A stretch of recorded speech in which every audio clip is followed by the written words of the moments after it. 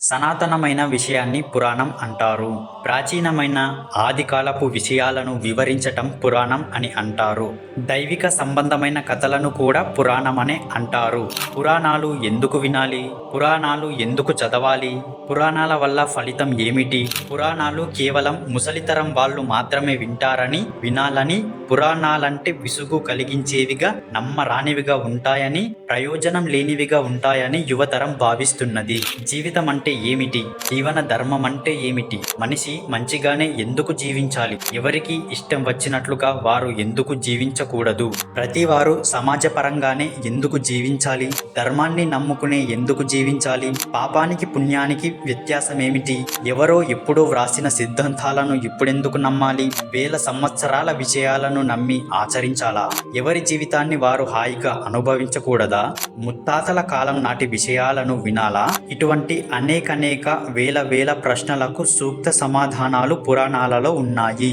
అయితే మనకు చక్కగా వివరించి విడదీసి చెప్పేవారే కరువయ్యారు. ప్రపంచంలో వేల సంఖ్యలో మత ధర్మాలు ఉన్నాయి. రకరకాల మతాల పుట్టుక జరిగింది. హిందూ ధర్మంలోని అనేక సిద్ధాంతాలు ఉన్నాయి. బౌద్ధం, జైనం, ఆగ్నేయం, చార్వాహకం అంటే నాస్తికం మొదలైన మతాలు, అద్వైతం, ద్వైతం, విశిష్టాద్వైతం వంటి సిద్ధాంతాలు పుట్టాయి. నేను చెప్పిన ఈ ఇన్ఫర్మేషన్ అనేది మీకు వర్తి అనిపిస్తే సబ్స్క్రైబ్ చేసుకొని ఈ వీడియోకి ఒక్క లైక్ చేయండి. ఆ లైక్ నాకు ఎంతగానో ఉపయోగపడుతుంది. అలాగే మీ ఫ్రెండ్స్కి ఈ వీడియోని షేర్ చేయడం ద్వారా వారికి కూడా అవగాహన కలుగుతుంది. ఏం పుట్టినా ఏం జరిగినా హిందూ ధర్మానికి పునాదిగా పుట్టిన పురాణాలు నాటి నుండి నేటి వరకు నిలిచే ఉంటాయి. పురాణాలలో ప్రక్షిప్తాలు, ప్రకల్పితాలు, అసంగత్యాలు, అనౌచిత్యాలు, అప్రచుత్యాలు అన్యత మత పాలకుల ప్రోద్బలంతో మన పురాణాలలో వచ్చి చేరాయి. ఇది నిజం. మహా దుర్నీతివంతులైన మహమ్మదీయ పాలకులు హిందూ ధర్మానికి చేయగలిగినంత, చేయకూడనంత అపకారం చేశారు. భారతీయ పురాణ గాథలను మార్పించి వ్రాయించారు. తాళపత్రాలలో నిక్షిప్తమై ఉన్న హిందూ పురాణాలను, వేద భాగాలను తగలబెట్టించారు. భారతీయ ధార్మిక ప్రయాణాన్ని ప్రక్కదారి పట్టించారు. ఇది హిందువుల మహా దురదృష్టం. వ్యాస మహర్షి రచించిన పురాణాలు మనకు లభ్యం లేవు. వ్యాసరూప పేరుతో ఉన్న ప్రక్షిప్త, నిక్షిప్త పురాణాలనే ఇప్పుడు మనం చూస్తున్నాం. గతం గతః, గతాన్ని తలుచుకొని దుఃఖించటం దండగా.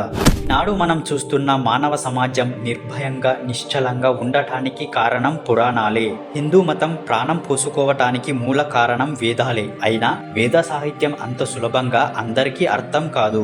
వేదాలు అంటే తీయనైన కథలు కాదు. విన్న వెంటనే మనస్సు హత్తుకొని పోయేవి కాదు. కష్టమైన పండిత భాషలో, దేవతల భాష అయిన సంస్కృతంలో రుక్కుల రూపంలో ఛందోబద్ధంగా ఉన్నాయి. కాబట్టి సామాన్య జనావాళి కోసం వేదబద్ధమైన, సత్యమైన కృత, త్రేత, ద్వాపర యుగాల సత్య చరిత్రలను ప్రయోజార్థంగా కృష్ణద్వైపాయనుడు అనే వ్యాస మహర్షి వ్రాయడం జరిగింది. మన ఇంట్లోనే మనం కూర్చొని సమస్త భరతఖండాన్ని మనం చూసే విధంగా, అనేక దైవిక విషయాలను తెలుసుకునే విధంగా దివ్య దృష్టి శక్తి కలిగిన వ్యాస మహర్షి రచించిన మన భారతీయ సంతతికి పురాణాల రూపంలో ధారాదత్తం చేశాడు. పురాణాల వల్ల జరిగిన ఉపయోగం ఏమిటంటే, పురాణాల వల్ల హిందూ సంతతికి, భారతీయ జీవనానికి, ధార్మిక పరమైన హిందూ సమాజానికి చెప్పలేనంతటి మహోపకారం జరిగింది. గత శతాబ్దాలలో మన వారు విత్తనం వేసిన చెట్ల ఫలాలనే ఇప్పుడు మనం తింటున్నాం. ఈ పురాణ స్పర్శ కారణంగానే మన జీవన నౌక ముందుకు సాగుతోంది. కేవలం 3 ముళ్ళ బంధంతో 100 ఏళ్లు కలిసి ఉంటున్నారు. కట్టుకున్న భర్త కసాయివాడైనా, వ్యవసాయుడైనా, తెలివి తక్కువ వాడైనా, అందవిహీనుడైనా, రోగిష్ఠుడైనా, వ్యభిచారి అయినా, జూదరివాడైనా, పురుషత్యం లేనివాడైనా 3 ముళ్ళ బంధానికి గృహిణి తల వంచి మనస్సు చంపుకొని పాపానికి భయపడి ధర్మానికి కట్టుబడి జీవిస్తున్నది. సుఖం కంటే ధర్మం గొప్పదని, మనసు కన్నా మానవీయత మహోన్నతమని, ప్రాపంచిక సుఖం కన్నా పరమార్థిక తత్వమే ప్రభావ పురాతనమని భారతీయ మహిళలు భావించడానికి కారణం మన పురాణాలే. పాశ్చిమాత్యుల, మహమ్మదీయుల దౌర్జన్యాలను, ఆక్రమాలను, అన్యాయాలను, అవహేళనలను, మత హింసలను, నిందా వాక్యాలను సహించి భరించి నిలిచాయి మన పురాణాలు. ఎవరు చదివినా చదవకపోయినా, ఎవరు విన్నా వినకపోయినా, ఎవరు నమ్మినా నమ్మకపోయినా వేద సంస్కృతం ఉన్నంత వరకు పురాణాలు ఉంటాయి. మనకు రామాయణ, భారత, భాగవతాలు కూడా పురాణాలే. అయితే వేదవ్యాస కృతంగా చెప్పబడుతున్న అష్టదశ పురాణాలు అంటే ఏమిటో, అందులో ఏమున్నదో తెలుసుకుందాం. ఒకటవది అగ్ని పురాణం. అగ్నిదేవుడు బ్రహ్మర్షి వశిష్ఠునికి చెప్పిన పురాణం ఇది. ఈ అగ్ని పురాణంలో వైద్య విధానం అంటే ఆయుర్వేదం గురించి చెప్పబడింది. భూగోళ విశేషాలు, కలోగ వింతల విడ్డూరాలు విశేషాలు, ఛందో వ్యాకరణ జ్యోతిష్య వివరాలు, ధార్మిక విషయాలు, భౌతిక పారమార్థిక విషయాలు 15,000 చిలుకుల శ్లోకాలతో వ్రాయబడిన పురాణం ఇది. రెండవది కూర్మ పురాణం. శ్రీమన్నారాయణుడు కూర్మావతారం ధరించి మంథరగిరి పర్వతాన్ని భరించి క్షీరసాగర మథానికి సహకరించి అమృతోత్పత్తికి కారణమైనప్పుడు చెప్పబడిన పురాణం. శివుడిని లింగ రూపంగా ఎందుకు పూజించాలో ఈ పురాణం చెబుతుంది. భూలోక కైలాసం అని చెప్పబడే కాశీ పురణ్య స్థలం గురించి ఈ పురాణంలో ఉంది. నారాయణుడు ముందు కాలంలో ధరించబోయే వరహ, నరసింహ అవతారాల ప్రస్తావన ఉన్న ఈ పురాణం 15,000 శ్లోకాలతో రచింపబడింది. మూడవది గరుడ పురాణం. శ్రీ మహావిష్ణువు కశ్యప వినతాదేవి పుత్రుడై పుట్టి తన భక్తుడైన గరుత్మంతునికి చెప్పబడిన పురాణం ఇది. ఈ పురాణంలో పాపపుణ్య కార్యాలు, పాపం వల్ల మరణానంతరం నరకంలో కలిగే బాధలు, పుణ్యఫలం స్వర్గలోకంలో దొరికే సుఖాల గురించి వివరించబడ్డాయి. జనన మరణ విషయాలున్న ఈ పురాణం 19,000 శ్లోకాలతో ఉంది. నాలుగవది పద్మ పురాణం. అన్ని పురాణాల్లోనూ పద్మ పురాణం చాలా పెద్దది. 85,000 దాకా శ్లోకాలు ఈ పురాణంలో ఉన్నాయి. మహాభారతం తర్వాత పెద్ద గ్రంథం ఇదే.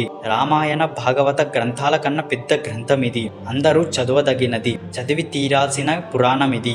ఈ పురాణంలోని విశేషం ఏమిటంటే శ్రీకృష్ణుడు అర్జునునికి బోధించిన గీతాసారం ఇందులో ఉంది. గాయత్రి మాతను గురించి తెలుసుకోవాలనుకునే వారు పద్మ పురాణం చదవాల్సిందే. అశ్వత్థ వృక్ష గొప్పతనం, విభూతి గొప్పతనం, పఠనం వల్ల కలిగే శక్తి, పూజ నియమాలు, భాగవతారాధనలు, అనేక విషయాలు ఈ పురాణంలో చర్చించబడ్డాయి. ఐదవది మత్స్య పురాణం. కృతయుగంలో మత్స్యావతారం ధరించిన విష్ణువు త్రేతాయుగ, ద్వాపరయుగ విశేషాలను, పుట్టబోయే వారి చరిత్రలను, స్వయంభూ మానవునికి బోధించిన విషయాలు ఇందులో ఉన్నాయి. 14,000 శ్లోకాలు ఈ పురాణంలో ఉన్నాయి. ఆరవది మార్కండేయ పురాణం. మహేశ్వరుని అనుగ్రహంతో చిరంజీవత్వాన్ని పొందిన మార్కండేయ మహర్షి చెప్పిన 9,000 శ్లోకాలు కలిగిన పురాణం. ఈ పురాణంలో మహేశ్వరుని మహత్యం, విష్ణు మహత్యం, సూర్యగ్ని ఇంద్ర మహత్యాలు, ముఖ్యంగా శ్రీదేవి మహత్యం గురించి చెప్పబడింది. చండీ హోమం లేక చండీ యాగం విధి విధానాలకు ఈ పురాణమే ఆధారంగా భావించబడుతోంది. ఏడవది నారద పురాణం. బ్రహ్మ మానస పుత్రుడు, నైష్టిక బ్రహ్మచారి, త్రిలోక సంచారి, సంగీత విశారదుడైన నారద మహర్షి సోదర సమానులైన సనక, సనందన మహర్షులకు సనత్కుమార సనాతనులచే వారికి చెప్పబడిన 25,000 శ్లోకాలున్న పురాణం ఇది. వ్రత విషయాలు, పుణ్యక్షేత్ర విషయాలు ఈ పురాణంలో ఉన్నాయి. వేద పాదస్తవం అను మహాశివస్తుతి ఈ పురాణంలో ఉంది. ఎనిమిదవది భాగవత పురాణం. భాగవత పురాణం అంటే భాగవతం. వ్యాస మహర్షి శ్రీకృష్ణుని కథానాయకునిగా చేసి జయం అనే కావ్యం వ్రాయాలని సంకల్పించి 8,800 శ్లోకాలతో వ్రాసి తర్వాత 24,000 శ్లోకాలకు పెంచి ఆ తర్వాత అనేక కథలతో 1,05,100 శ్లోకాలకు పెంపొందించాడు. అదే మహాభారతం. తరువాత కేవలం కృష్ణుని చరిత్రగా భాగవత పురాణం వ్రాశాడు. 18,000 శ్లోకాలు ఇందులో ఉన్నాయి. విష్ణు భక్తులకు అవశ్య పఠనీయం. 9వది బ్రహ్మ వైవర్త పురాణం. మహాభాగవతం లాగా ఈ పురాణం 18,000 శ్లోకాలతో ఉంది.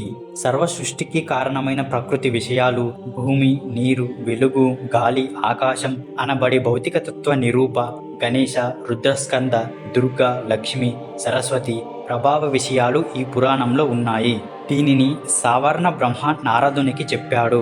బ్రహ్మ వైవర్తితం కాబట్టి సృష్టి రహస్యాలు ఇందులో వివరించబడ్డాయి. 10వది బ్రహ్మాండ పురాణం. బ్రహ్మదేవుడు మారీచి మహర్షికి చెప్పిన పురాణం ఇది.